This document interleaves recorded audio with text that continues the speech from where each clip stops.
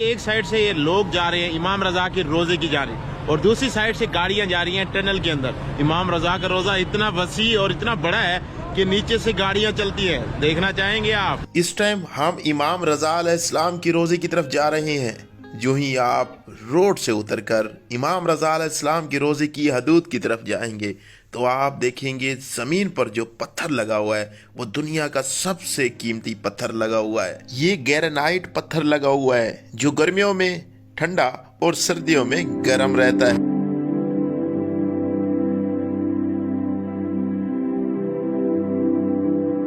इमाम रजा अलैहिस्सलाम के हरम का कुल रकबा 240 एकड़ 1920 कनाल है। अगर इमाम रजा अलैहिस्सलाम के चारों तरफ आप पैदल सफर करें तो 4 किलोमीटर का सफर बनता है, जिसका नक्शा भी आप देख रहे हैं। जो ही आप हरम के अंदर दाखिल हो तो इस तरह की खूबसूरत सी व्हील चेयर भी आपको देखने को मिलती हैं। अगर आप माजूर हैं तो यहाँ के खादिम फ्री ऑफ कास्ट आपको पूरे हरम की जियारत करवाएंगे।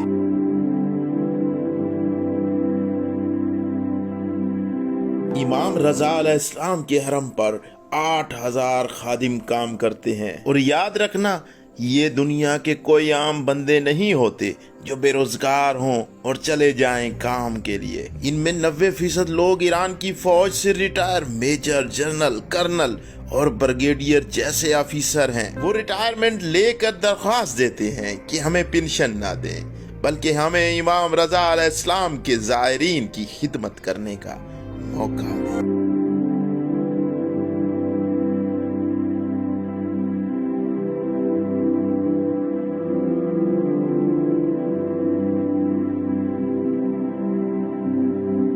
अच्छा जी, इस सहन को सहन पैगंबर आज़म कहा जाता है। और इसी सहन, क्या हर सहन के अंदर आपको इस तरह के टावर नज़र आते हैं जिनकी नंबरिंग हर दूसरे टावर से मुख्तलिफ होती है, ताकि आप भूलें ना, टावर याद कर लें और किसी को भी बताना हो बता दें, और कहीं पर भी जाना हो उस टावर की मदद से आप जा सके। कुछ सहन ऐसे हैं जिनका रकबा बहुत वसी और अरीज है, उनको सहने बुजुर्ग कहते हैं। इन बड़े सहनों के अंदर ज़ायरीन के लिए इमाम रजा अलैहिस्सलाम की गाड़ियां चलती हैं जो एक सहन से दूसरे सहन के अंदर ले जाती हैं, जो फ्री ऑफ कास्ट होती हैं। इस टाइम हम सहन मुस्तफ़ा से सहन गदीर के अंदर जा रहे हैं, जहां पर इमाम रजा अलैहिस्सलाम का बहुत ही खूबसूरत सा लंगर खाना देखने को मिलता है। जहां तक मैंने एक आलिम दीन से सुना था कि वहां पर ज़वारों की अर्श के फरिश्ते मेहमान नवाजी करते हैं।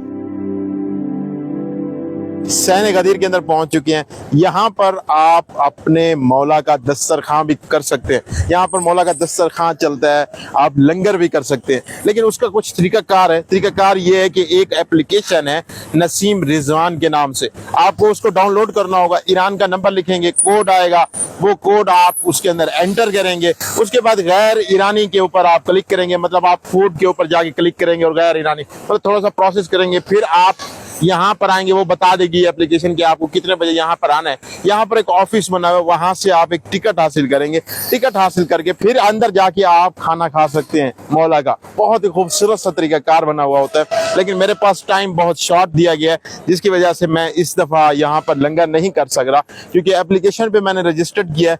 वो एप्लीकेशन कल का टाइम बता रही है और कल मैंने यहाँ से चले जाना है। सहन गदीर हो या कोई और सहन, इब्तिदा में जो बड़े बड़े दरवाजे आपको नजर आएंगे वो इतनी कीमती लकड़ी के हैं जो दुनिया में किसी और को मैसर नहीं। फिर जब सहन खत्म होता है तो आगे शुरू हो जाता है हरम पाक का एरिया। जितने हरम पाक के दरवाजे हैं वो सब सोने के हैं। इन सोने के दरवाजों में एक दरवाजे में गलोब की तरह लटका हुआ एक फिरोजा पत्थर है। इस फिरोजे पत्थर के बारे में हरम की किताब में लिखा हुआ है कि अगर पूरा ईरान बर्बाद हो जाए, इस पत्थर की कीमत से दोबारा आबाद हो सकता है।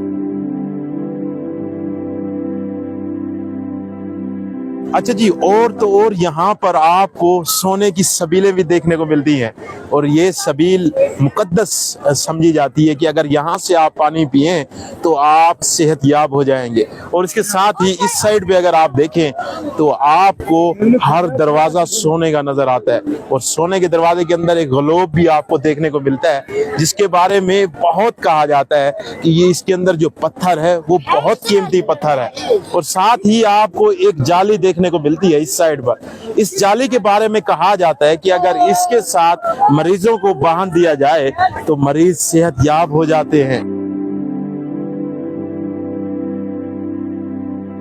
अच्छा जी, अब हम पहुंच चुके हैं सहने आज़ादी के अंदर। इस तरह के बहुत से सहन बड़े बड़े आपको बाहर से नजर आते हैं, फिर इस तरह के छोटे छोटे सहन नजर आते हैं, फिर उसके अंदर आपको रोज़ा नजर आता है और जैसे ही आप रोज़े के अंदर दाखिल होते हैं तो आपको बड़ा सा सोने का एक दरवाज़ा नजर आता है जिसके अंदर वो ग्लोब भी, पत्थर भी लगा हुआ है।